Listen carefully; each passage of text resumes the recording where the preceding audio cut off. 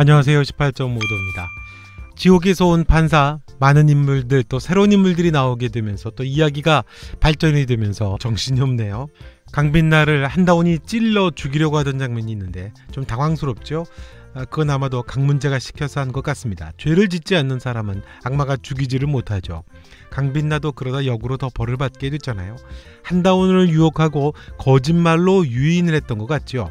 데이터 기록을 삭제하는 한다원에게 자기가 요청을 들어달라고도 했고 자기가 제의를 잡는 방법을 안다고도 하고 강빛나를 죽여서 지옥으로 다시 돌려보내면 된다고 했던 게 아닌가 싶습니다.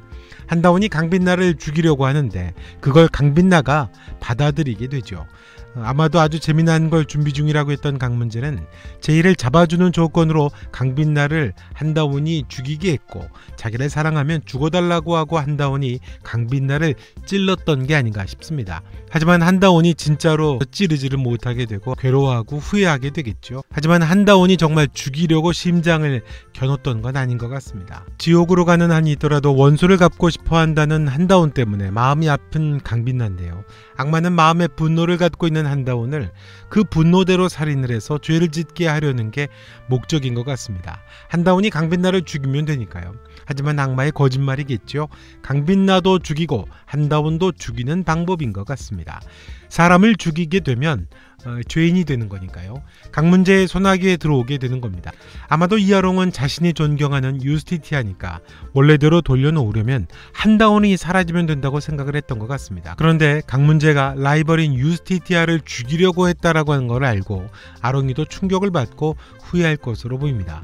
나중에 후회하면서 유스티티아를 결정적으로 돕지 않을까 싶은데요. 강빛나는 아마도 전후 사정을 알고 있을 걸로 보이죠. 병장 클리닉 멤버들이 조폭들을 불태워 죽이고 기부를 했던 것도 알고 있었죠. 또 구만도가 교회 다니는 것도 알고 있고요. 아롱이가 베나토 멤버라는 것도 알고 있는 것으로 보입니다. 물론 장문재가 파이몬 악마라는 것도 알고 있는 것으로 보입니다. 유스티티아가 서열 3위라고 말을 했었는데 아마도 파이몬과 강력한 라이벌 구도를 형성하고 있기 때문이겠죠. 장문재 형사가 파이몬일 확률이 높죠. 황천빌라 장명숙 아주머니의 정체도 조금씩 드러나네요. 어떤 역할을 할지는 좀 더 두고 봐야겠지만 제2의 희생자 가족 중 한 명인 걸로 보입니다. 민준이가 방을 열려고 했을 때 갑자기 표정이 싸늘해졌던 것을 보면 아마도 희생당한 가족의 시신을 보관하고 있는 게 아닐까 싶기도 하고요. 김서영 팀장이 살해당하기 전에도 황천빌라 유정임이 살해당할 뻔했었죠. 흉흉한 소문이 돌게 되면 결국 황천빌라를 팔게 될 테니까 그랬을 것으로 보입니다. 가브리엘 천사 오미자는 유정임 모자에게는 꼭 같이 다니라고 하는데 딱히 장명숙에게 별 이야기가 없던 걸 보면 장명숙이 장례식장에서 가족의 죽음에 오열하고 괴로워할 때 장명숙의 기도를 듣고 보호하기 위해 가브리엘 오미자가 황천빌라에 머무는 것으로 보입니다. 장명숙은 제2의 존재를 찾고 있고 황천빌라를 밀어내려는 정재걸과 정태규를 의심하는 게 아닌가, 어떤 단서를 갖고 있는 게 아닌가 싶습니다. 정재걸과 정태규는 황천빌라에서의 살인사건, 흉악한 범죄를 벌어지게 해서 황천빌라 사람들이 저절로 나가게끔 유도하기 위해 정선호를 그렇게 이용한 게 아닌가 싶습니다. 정재걸이나 정태규 두 사람 중에 한 사람이 사탄이 아닐까 싶은데요. 정재걸과 정태규의 악행과 또 정체가 드러날 일이 남았네요. 자, 이번 영상은 여기까지 하겠습니다.